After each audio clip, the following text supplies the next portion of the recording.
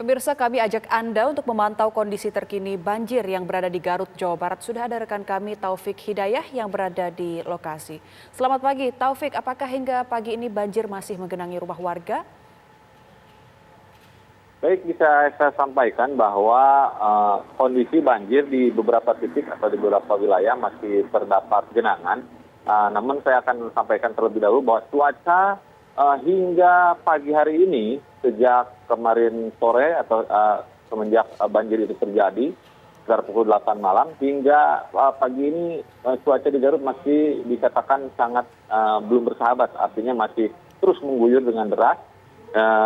Akan tetapi sebelumnya sempat reda sekitar 30 menit, namun sekitar pukul 2 pagi tadi hujan kembali mengguyur sehingga membuat khawatir warga kembali untuk ke rumah, di mana para pengungsi-pengungsi yang memang ada di beberapa titik seperti di Kecamatan Cikajang ada 2 desa yang terdampak banjir, kemudian di Kecamatan Garut Kota ada di beberapa kelurahan dan desa, kemudian ada di Kecamatan Tarogong, artinya ada di beberapa titik yang memang malam tadi banjir mengepung wilayah Kabupaten Garut.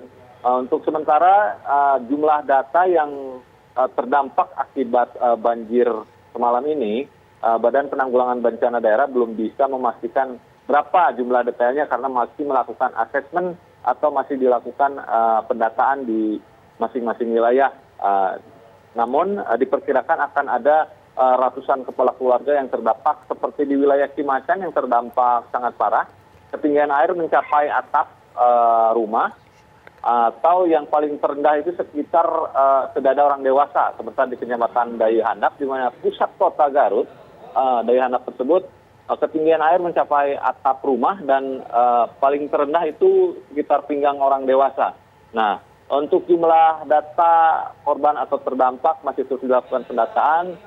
Kemudian jumlah korban jiwa juga masih dinyatakan nihil dan upaya-upaya yang dilakukan oleh petugas gabungan juga masih terus dilakukan agar masyarakat bisa merasa aman. Demikian. Ya, Taufik, lalu berapa jumlah warga yang mengungsi hingga saat ini?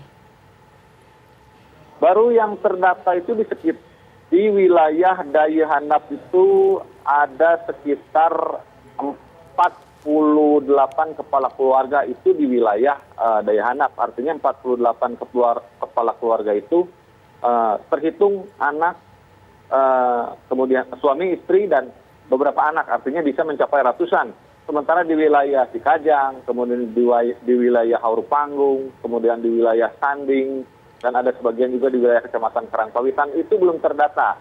Artinya petugas BPBD masih ingin memastikan berapa jumlah sebenarnya warga yang terdampak kepungan banjir semalam ini.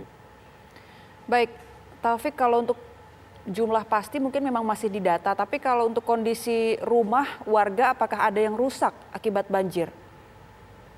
Oh, betul sekali.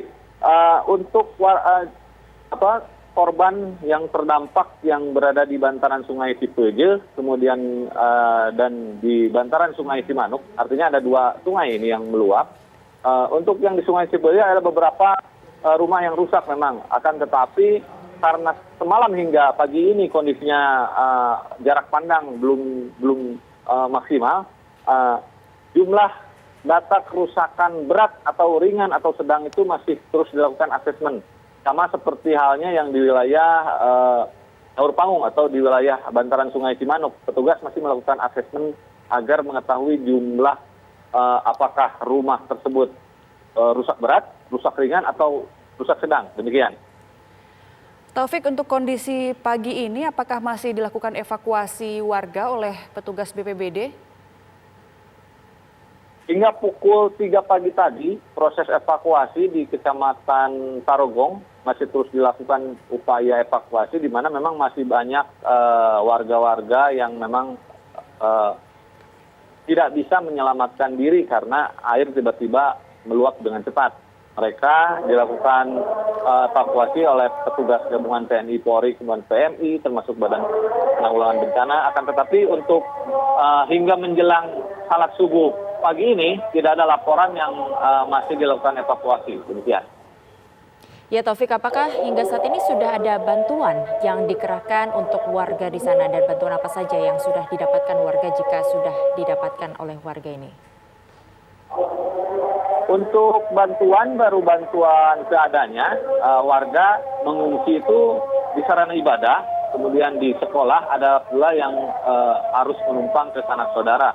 Artinya mereka hanya baru mendapatkan fasilitas selimut dan baju-baju bekas. Sementara untuk bantuan pangan, untuk makanan atau apa, hingga pagi tadi saya belum melihat untuk bantuan seperti itu. Akan tetapi baru evakuasi dan penempatan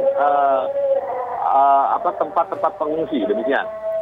Baik, terima kasih Taufik atas informasi Anda langsung dari Garut, Jawa Barat. Kita berharap tentunya bantuan bisa segera terdistribusi untuk warga di sana.